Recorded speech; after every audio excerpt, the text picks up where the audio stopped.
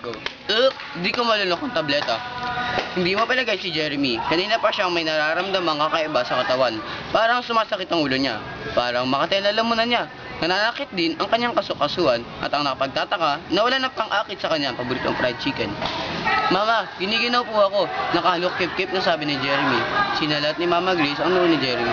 Ang init mo ah! Agad pinahiga ni Mama Grace ang kanyang anak. Kinuha ang thermometer, nilinis ng alcohol, kinalog-kalog at inipit sa kilikili ni Jeremy. Makalipas ang 5 minuto ay kinuha na ulit ni Mama Grace ang thermometer upang basahin. 38.5 degrees centigrade, may lagnat ka na nga talaga.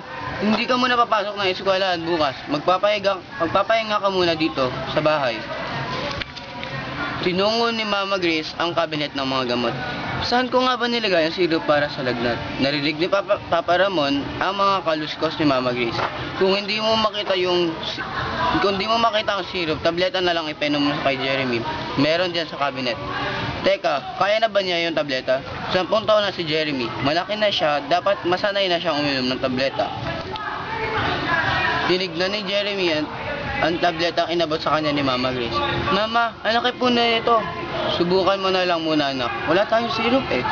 Lakas loob na isinubo ni Jeremy ang bilog na tableta at sinundan ng tubig. Pero hindi niya nalunok agad ang tableta. Nagpasirko-sirko ito at umarang sa lalamunan. At nalasahan ng gusto ni Jeremy ang napakapait na gamot. Nakiliti ang tonsil, ngala at titilaukan. Kaya, iniluhan ni Jeremy ang tableta na medyo nalusaw na.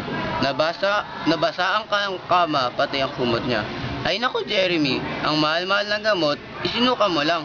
Pagalit na sabi ni Papa Ramon. Napaiyak si Jeremy sa gulat at takot.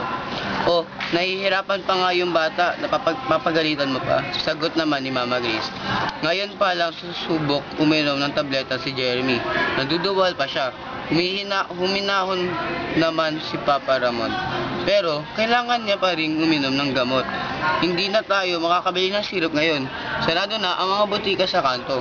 Subukan na lang ninyo ulit. Walang magawa si Jeremy kaya kundi subukan ulit uminom ng tableta.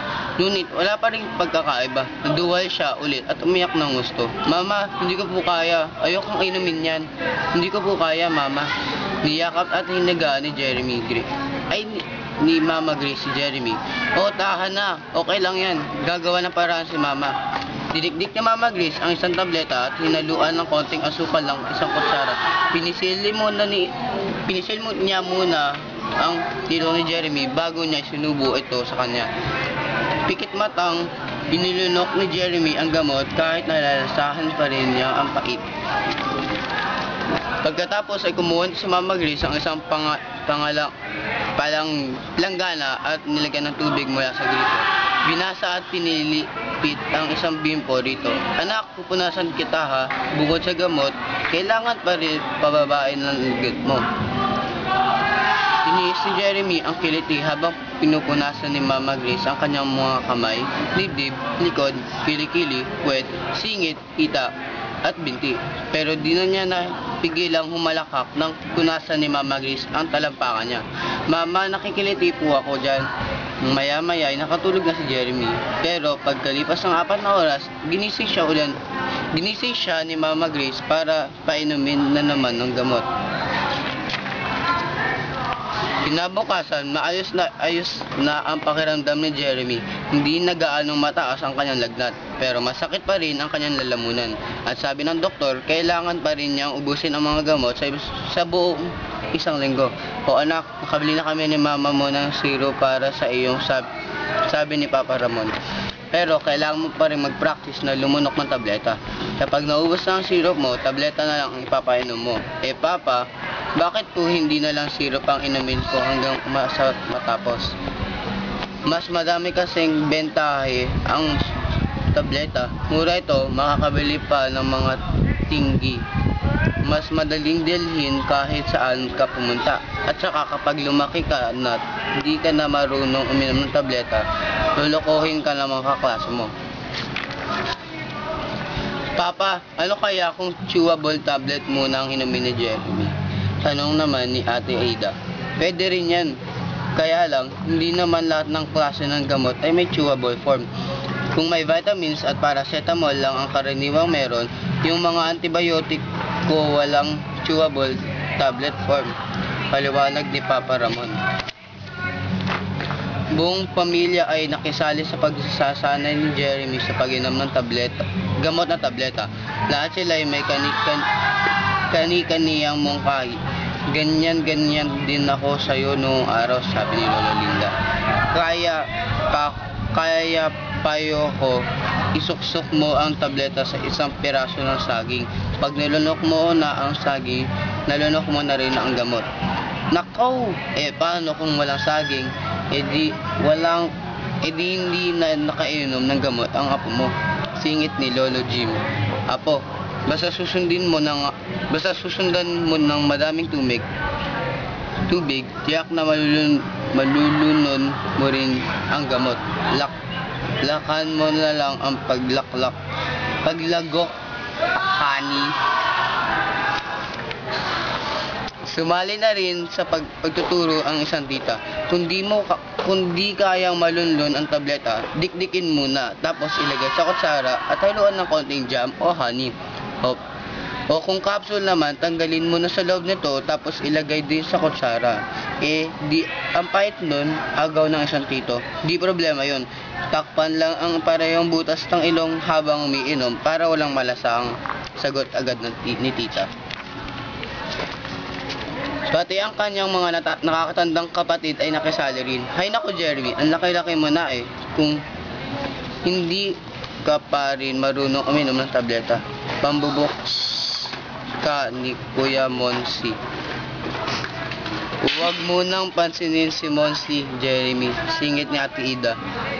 Ako naman, kapag umiinom ako ng tableta, nagpapahanda ako ng mga minatamis o tsokolate na agad kong isinusubo pagkalunok ko ng gamot. Nakakatulong yun, lalo na kung medyo mapait yung gamot. Dagdag pa ni Ate Monique.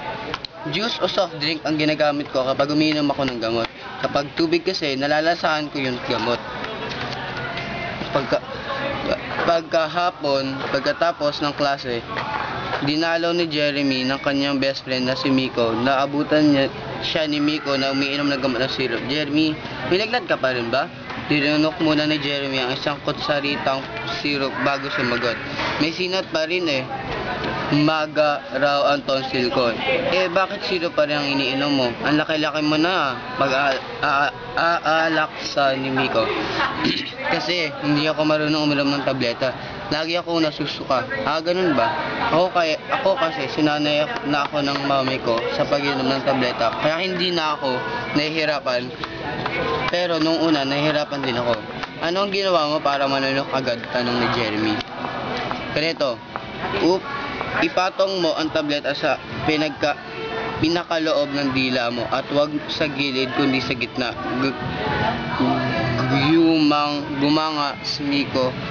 Ngumanga si Miko upang ipakita kay Jeremy. Dito hindi ba ako masusuka nun? Hindi kasi susundan mo agad dito ng tubig. Huwag mong patatagalin sa dila ang tableta bago lunukin kasi malulusaw ito sa laway. Lalo mong malalasahan yung pait. Kung tama ang paglunok mo, tuloy agad pagpuntahan, lalamunan ang gamot. Hindi yun babara. Napahawak si Jeremy sa kanyang lalamunan. Saka wag kang nakatungo kapag lunok ng tableta, dagdag ni Miko. Dapat yung medyo nakatingala ka para mas madali malunlon ang gamot. Sa kalayuan ay tahimik na nakikinig sa kanyang usapan si Mama Grace. Nangingiti itong nagtitimpla ng kalamansi juice para sa dalawa.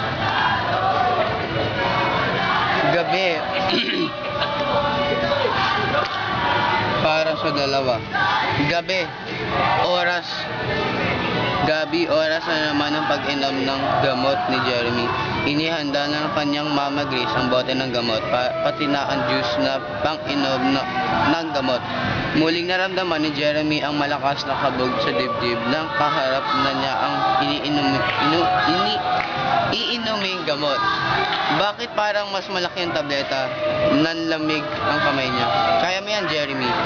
Mga ngiting sabi niya, may ngiting sabi ni Ate Aida.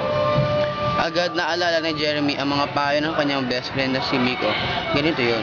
Ipatong mo ang tableta sa pinakalikod ng dila mo at wag sa gilid kundi sa gitna. Huwag mong papatagalin sa dila ang tableta kung lulunukin kasi malulusaw ito sa laway. Lalong malalasahan yung pait. Saka huwag kang nakatungo kapag lulunok ng tableta. Dapat yung medyo nakatingala ka para mas madaling malulunok ang gamot. Kakabaka bang dinampot ni Jeremy ang tableta gamit ang daliring hintuturo at hinlalaki. Huminga siya ng malalim at buong ngiting na inilabas ang dila hanggang sa makakayan rap. Tapos ay maingat na ipinatong doon sa ang tableta. Gustong sumayad ang gamot ay sinundan agad niya ng isang malaking lagok ng juice. Walang kahirap-hirap na nalunok ang tableta, kaya walang kahirap-hirap na nahulog ang tableta sa kanyang lalamunan. Wow, nalunok mo? Tanong ni Ate Aida.